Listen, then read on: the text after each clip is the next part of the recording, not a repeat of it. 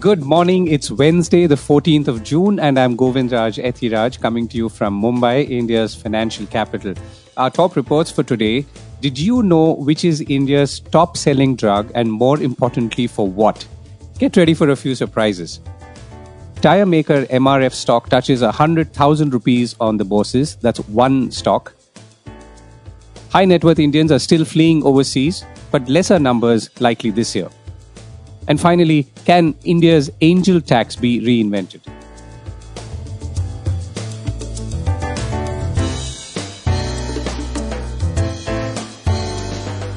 This is a core report with Govindraj Ethiraj.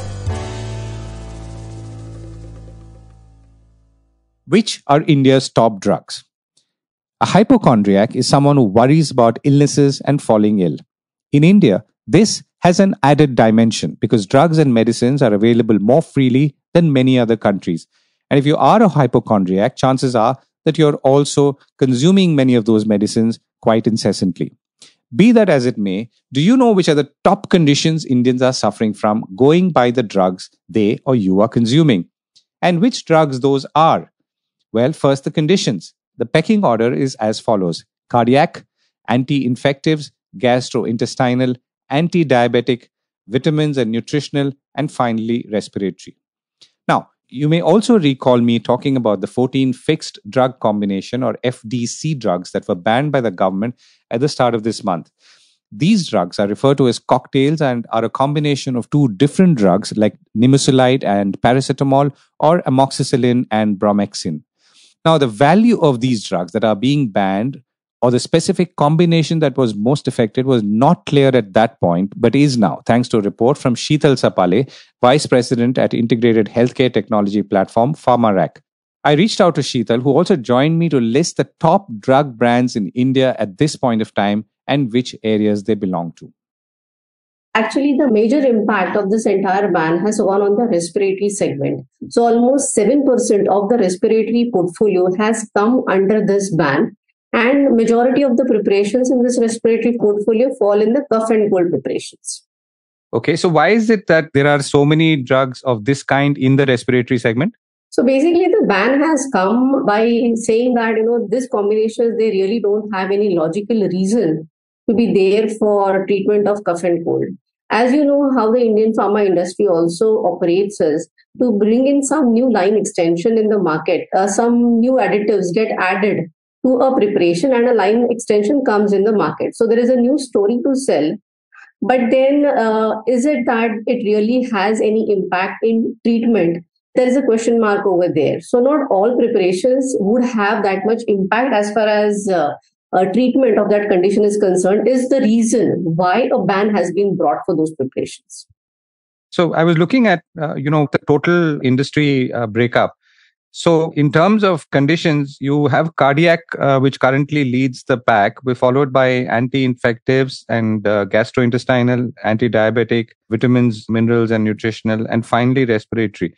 So respiratory as a condition in the overall scheme of things is much lower. Is that correct? As an overall market, it is a little smaller market, but still it contributes to more than 8% of the Indian pharma market. And since respiratory has got a mix of chronic as well as acute, so asthma preparations also come in respiratory segment and cough and cold also come in respiratory segment. That's the reason why it's a good combination of acute as well as chronic portfolio. Right. But the biggest segments in India today, which would also reflect the state of health in the country, is cardiac, anti-infectives and gastro. Correct. And has this always been the case, this order? Actually, it was initially the anti-infective segment we used to talk. It is only in the recent years that cardiac segment has gone on a number one position. So this actually talks about how the cardiac market is also becoming a bigger market in the country. And it also talks about the major lifestyle diseases also becoming dominant in our Indian healthcare sector. So that includes diabetic, which is number 4 in the country? Yes, even diabetes segment has become big. In terms of value, it may not appear to have grown to that extent, but in terms of volumes, it has definitely become bigger because there are a lot of patented molecules which went off patent in the last 2-3 years, which has given entry to a lot of branded generics, and this market has expanded in terms of volumes. Okay. And, if you look at drugs specifically now, the 3 or 4 top brands are Augmentin, Glycomet, Manforce, and Mixtard. So Augmentin and Glycomet, one is a GSK brand, and the other is USV, is antibacterial and diabetic. So the biggest brand in India seems to be focused on bacterial infections. Yes, if you look at why Augmentin becomes a stronger brand, every month we see Augmentin performance is good because it's a legacy brand. Doctors have faith in this brand, and there are many branded generics with this amoxicillin and clavulanic acid which have come in the market. But given a choice, doctors would always prefer Augmentin.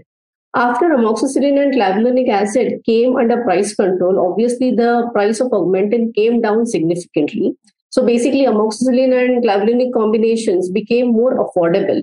When we talk to doctors, what they say is now it is better, it is easier for us to prescribe Augmentin because it is at a lower price. So switch from Augmentin to branded generics, doctors do not prefer it much. They would prefer to stick to their Augmentin for a longer period of time because it has become now affordable.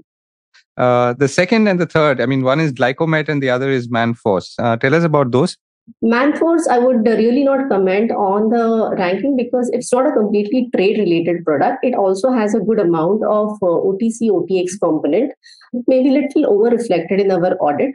But I would definitely say Glycomet GP from USV, it has been having a very strong position in this IPM for so many years now. There has always been a juggle of rank 1, rank 2 between Augmentin and Glycomet GP. But then this product has had a very strong position and actually it continues to go strong because it falls in the sulfonyl urea and metformin combinations. While majority of the patented molecules going off patent, there are many of the patients who could not be earlier put on these high-end anti-diabetic products. Doctors have managed to shift them to that. But then that is always the last resort. Whichever patients can be still managed with sulfonyl ureas plus metformin combinations are still managed by the doctors using that combination only. And if you see in terms of absolute market share of Glycomet GP in the oral anti-diabetics market, it has got a very strong market share. I assume that Glycomet GP will continue to dominate a strong position in the Indian pharma market as well as the anti-diabetes segment for a relatively longer period of time. It is very difficult to move Glycomet GP from that leadership position.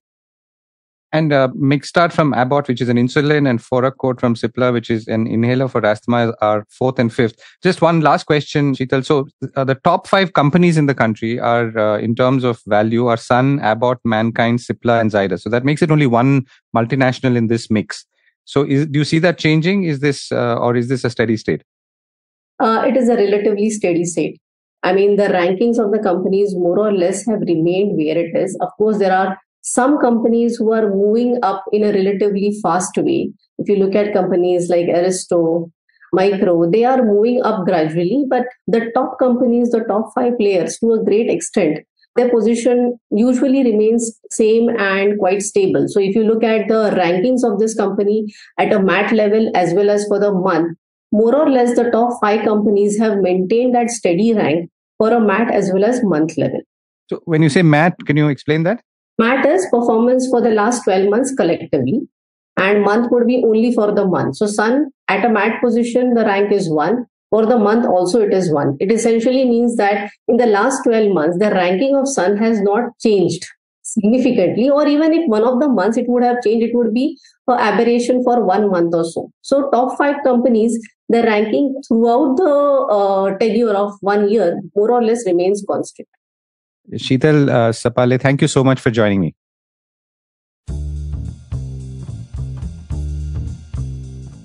MRF hits 100,000.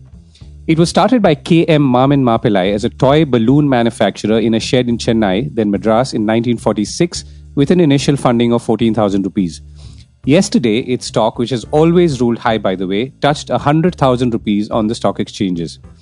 Looking back, things moved fast after Madras Rubber Factory or MRF as it ventured into thread rubber in 1952 and grabbed a market share of 50% by 1956.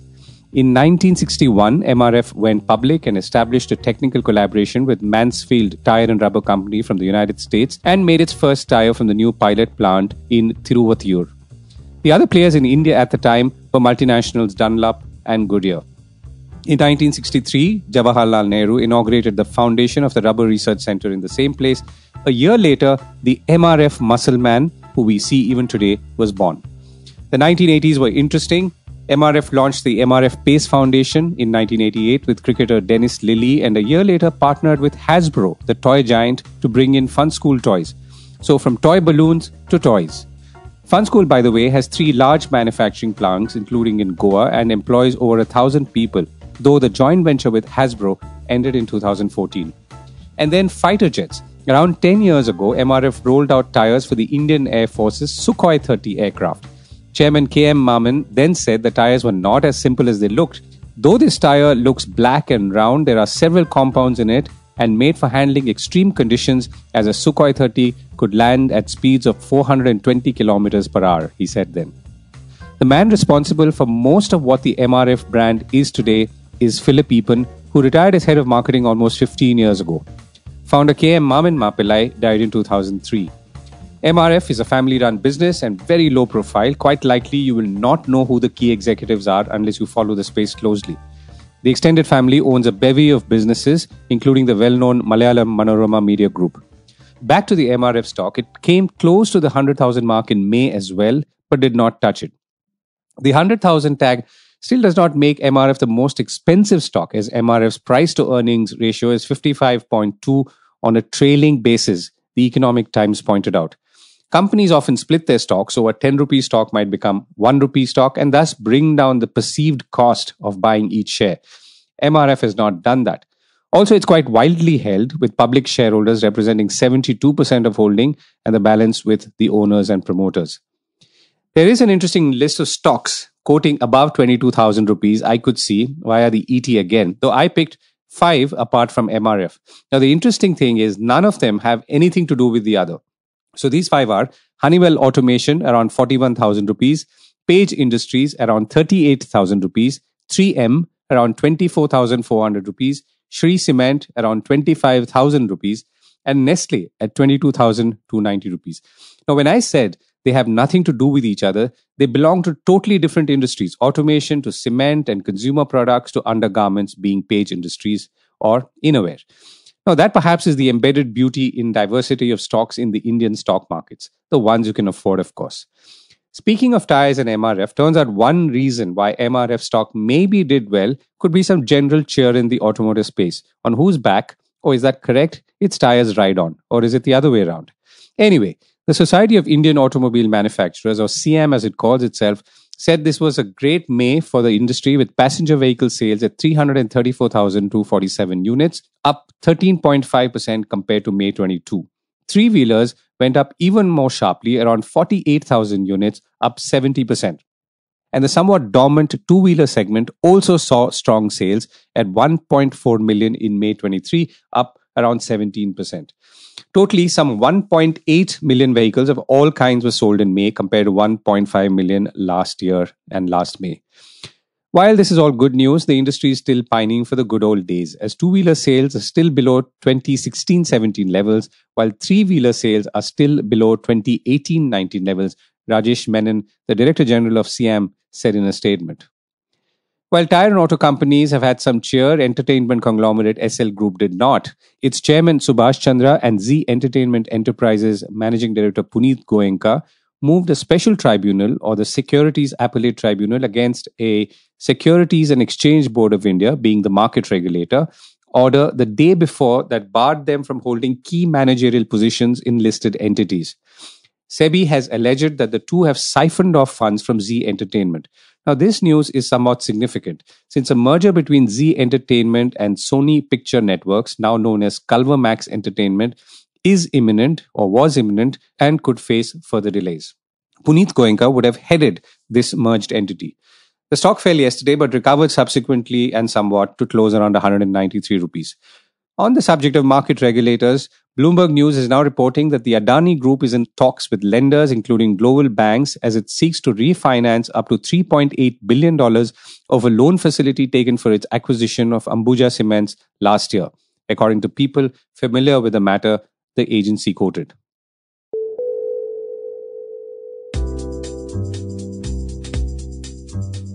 Indians fleeing abroad. Speaking of well-to-do families, only 6,500 high-net-worth individuals are set to depart from India this year, according to the Henley Private Wealth Migration Report 2023. Henley & Partners is a global firm in residence and citizenship by investment. Why only 6,500? Well, because last year, 7,500 high-net-worth individuals took off, never to return, at least figuratively. So the 1,000 who may still be here either are not getting a visa in time or may have genuinely decided to stay back and focus on, maybe, a new manufacturing project that leans on 50% government incentives. Just kidding, obviously. The broader trend is that migration trends are going back to pre-pandemic levels, says Henley's, with Australia becoming the top spot for net millionaire arrivals like it did between 2015 and 2019. Now, the top destinations for net inflows of high net worth individuals in 2023 are projected to be Australia, the United Arab Emirates or Dubai, and Abu Dhabi, Singapore, the United States, and Switzerland. On the flip side, the largest net outflows of millionaires are expected to come from China, India, the UK, Russia, and Brazil. So if you remember an old acronym BRIC, yes, the BRIC countries are amongst the biggest suppliers of outbound millionaires. A few definitions meanwhile, India has 1,078 individuals worth more than 100 million or 820 crore rupees each. It has roughly 344,000 individuals worth more than 1 million or 8.2 crore rupees each. And it has 123 billionaires or each worth more than 8,200 crores each. So why did these 6,500 leave or want to leave?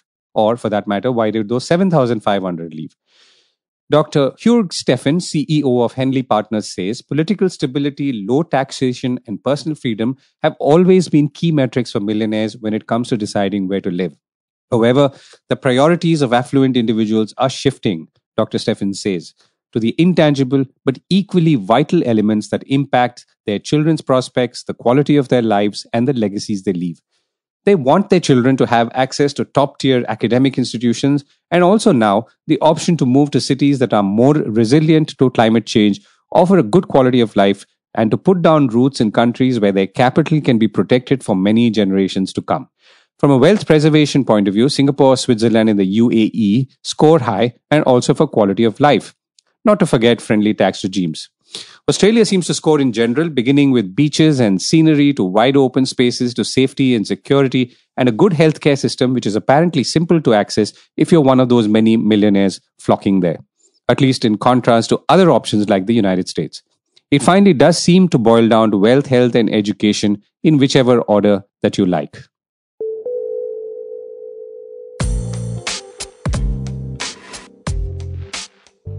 Angel tax, an old favorite topic. We've been referring to angel tax or section 56 in brackets 2 in brackets 5IIB of the Income Tax Act 1961, which was introduced in 2012 as an anti-money laundering move and says that any premium received by a company other than a publicly listed company from a resident exceeding the fair market value of the share issued is liable to tax in the hands of this company.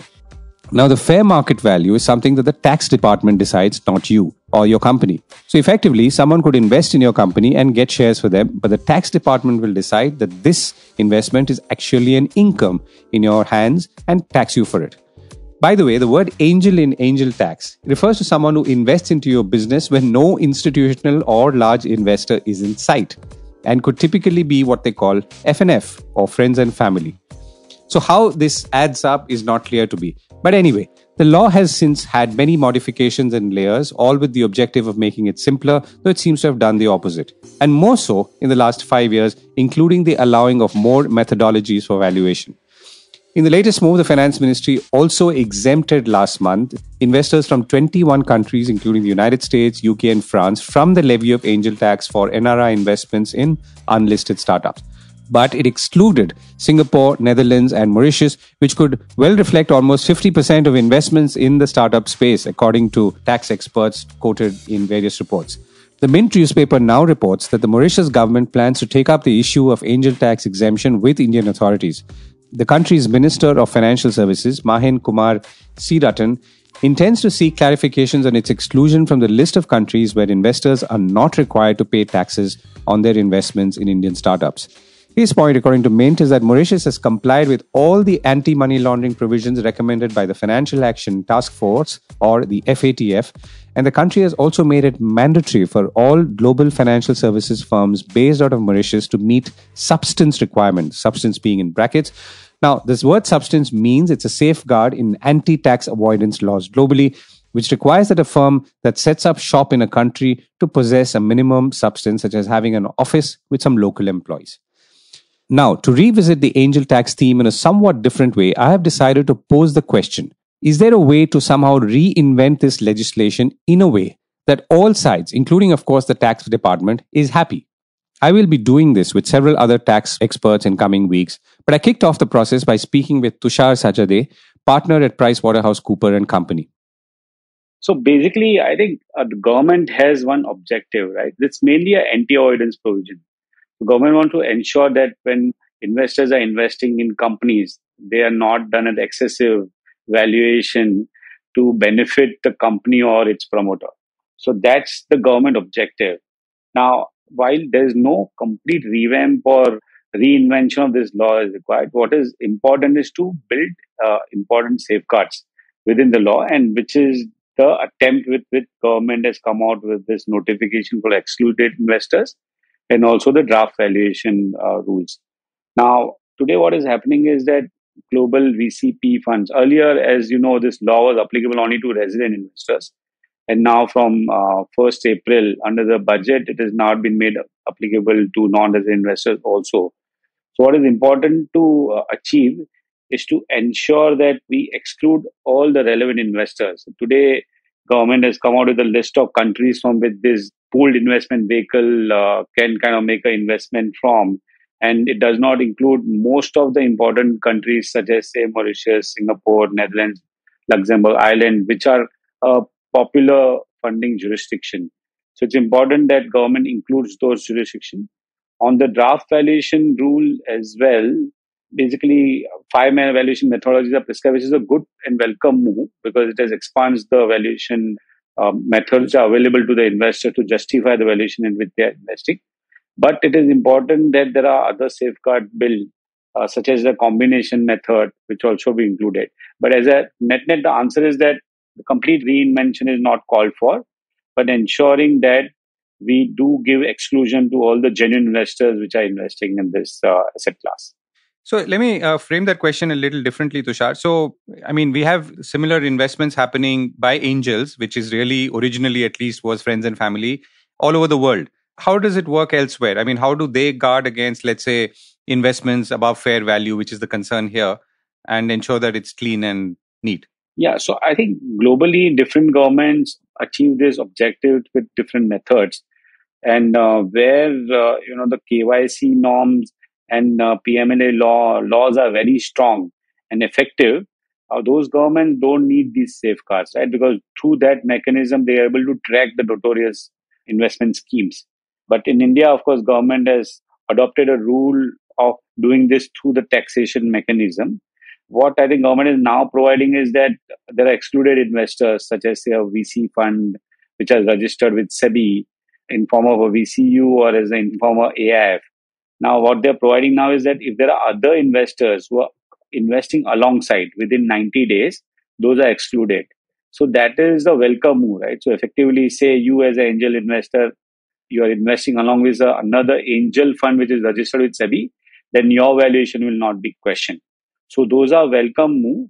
Of course, the draft rule requires some fine tuning, and industry bodies like IVCA has given recommendation to the government in terms of fine tuning of these rules. But we have to understand that the government has an objective, and you cannot expect government to kind of do away with the law completely. But educate safeguards are placed to ensure that the genuine investors are not impacted, then it will achieve the purpose of the government, also the investment community at large. Right. Last question. I mean, how are you seeing the overall investment climate, particularly through these kind of methods, as in investments coming into small companies from small investors and so on, if it passes through you? Yeah, so I think there is a bit of a concern currently, right, because of this new rule coming in. And as I said earlier, this was applicable only to resident investors and now to the non-resident investors.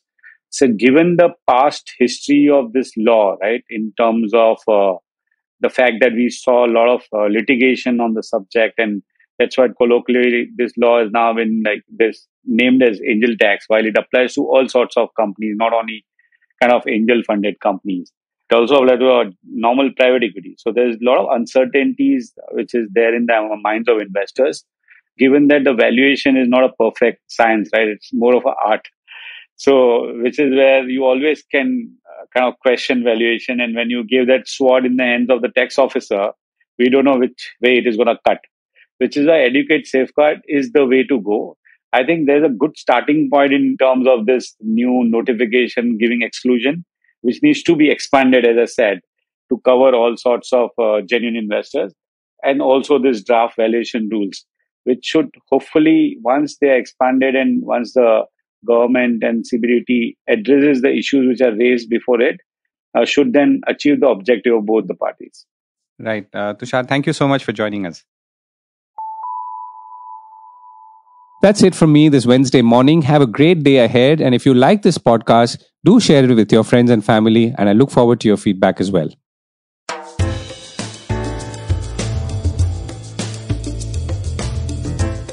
This was the Core Report with me, Govindraj Ethiraj. Do stay connected with more of our coverage at the Core. You can check out our website or sign up to our newsletter at www.thecore.in. That is www.thecore.in, or follow us on LinkedIn, Twitter, and Facebook as well. Now, we would love your feedback on how we can make business more interesting and relevant to you, including our reporting on India's vibrant manufacturing sector. Write to us at feedback@thecore.in. Thank you for listening.